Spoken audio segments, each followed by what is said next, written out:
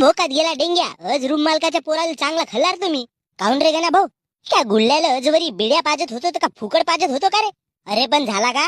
माझ्या मालले रूम मध्ये नेईन म्हणलो तर यानं आपल्या बापाला नाव सांगलं. ऐन भोकात गेला. मग पोरगा गुल्ल्या आणि त्याचा बाप चोदू गुल्ल्या. साला रूमचा किराया तर खस न मागते. अबे गण्या भाऊ, रूमच्या किरायावरून आठवण आला, मी नाही दिलो माझ्या मालकीनला. माझी मालकीन तर मोठ्यानं गरम आहे भाऊ. एक दिवस जरी का किराया नाही दिलो तर दुसऱ्या दिवशी भोकात जाऊन धस म्हणते. काढते गट्ट्या धरून सीधा रूमच्या बाहेर.